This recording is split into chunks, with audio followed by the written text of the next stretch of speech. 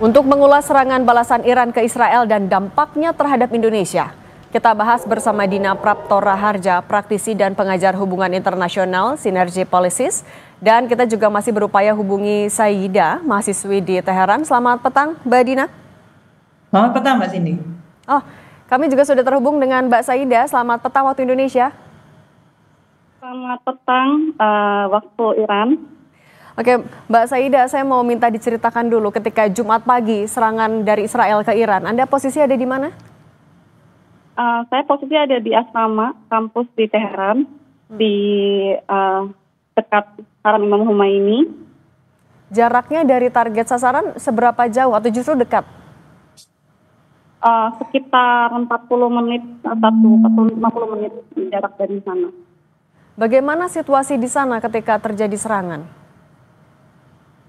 Situasi di sana masih tetap sih tetap berkuliah biasa karena mungkin hari-hari libur, karena kan Iran hari Kamis dan Jumat itu libur, kemudian juga Sabtu ada Idul Fitri, jadi masih melakukan aktivitas biasa. Gitu. Cuman masyarakat juga saya lihat juga masih tetap normal. Semuanya juga masih tetap normal. Seperti itu sih yang saya lihat di lapangan. Apa yang diberitakan media lokal pada hari Jumat pagi itu, Mbak Saida? Media lokal tetap mereka ada info sekitar 83 sudah meninggal, 20 diantaranya itu adalah pasukan tentara ya. Kemudian ada jenderal juga yang meninggal, sekitar 4 orang. Kemudian 50-nya itu ada warga sipil dan 300 lainnya itu luka-luka, sekitar kurang lebih dari 300 itu. Oke, saya ke Mbak Dina dulu kok gitu. Mbak Dina, kalau melihat Iran yang juga sudah menyatakan ini adalah deklarasi perang, kemudian melihat target sasarannya, juga tokoh-tokoh yang jadi korban, apakah betul ini hanya untuk menghalau ancaman nuklir atau ada motif lain yang Anda lihat di belakangnya? Ada motif lain di belakangnya, setidaknya ada 3 motif ya. Pertama, kalau saya lihat Israel punya tujuan untuk menunjukkan bahwa tentara dan juga pemimpin di Iran itu tidak kredibel dan tidak kuat, tidak mampu untuk menjaga wilayahnya. Itu satu. Karena drone yang alasannya kan drone ya, drone penyerangnya itu sebenarnya sudah ada di dalam Iran. Berarti kan fungsi sensor, fungsi deteksi itu kalah dengan intelijennya Israel, berarti ya bisa menyusup masuk ke dalam Iran. Kemudian bisa jadi kaitannya itu dengan upaya Israel untuk melakukan perubahan rejim di Iran. Jadi ini yang akhirnya muncul kembali, apalagi Netanyahu juga melakukan statement, memberikan statement yang ditujukan kepada masyarakat Iran.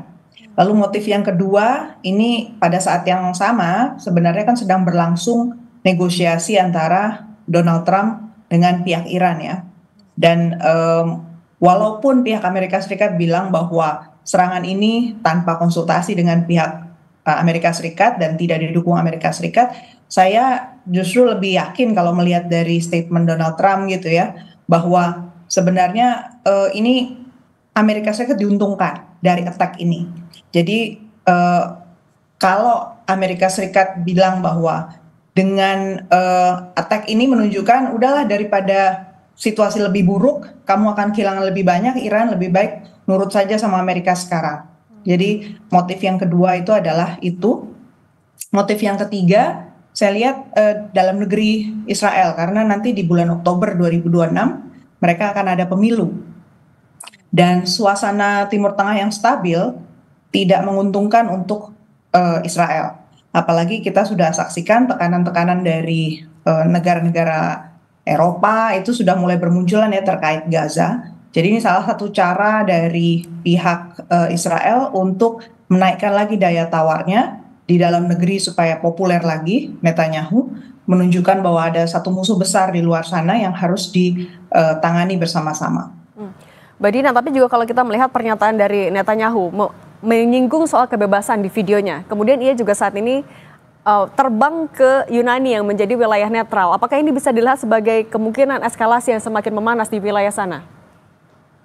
Bisa jadi, walaupun saya melihat bahwa negara-negara tetangga kemungkinan besar akan berusaha ya supaya tidak terjadi spill yang terlalu luas ke kawasan lain.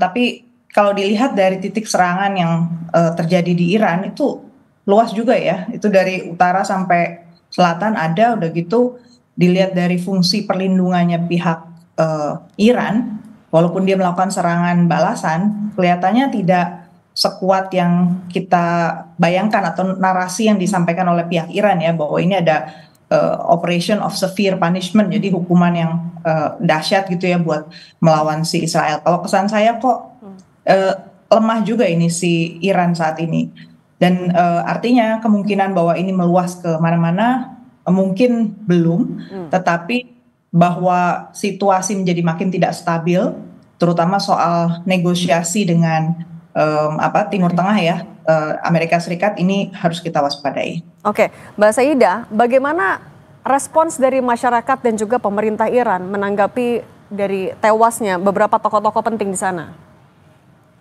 Kalau respon Iran sendiri memang tetap, Rahbar sendiri mengatakan kami harus mengirimkan serangan balasan, seperti itu. Jadi memang semalam juga ada serangan balasan dari Iran sendiri, kemudian itu banyak ya yang kami lihat, saya pribadi dan teman-teman yang juga melihat itu drone-drone juga sih, dan dentuman sih, karena pada saat Israel menyerang pun saya pikir petasan, tapi ternyata bukan petasan gitu. Oke, Mbak Saidah, mungkin singkat saja, apa arahan dari pemerintah Iran untuk warga di sana, termasuk juga KBRI untuk WNI? Kalau untuk pemerintah Iran sendiri, tetap jangan keluar dari, menghindari keramaian, jangan keluar dari tempat, tetap menjaga diri, waspada. Kemudian juga saya mengapresiasi KBRI juga dan aparat pertahanan juga untuk tetap aktif dan siaga, dan apapun itu tetap harus berkabar. Seperti itu sih, Mbak. Oke, baik. Mbak Saidah, mahasiswi di Teheran, dan Mbak Dina Prapto Raharja, terima kasih sudah berbagi di Kompas Petang. Saya selalu semuanya. Terima kasih. Kami akan kembali dengan informasi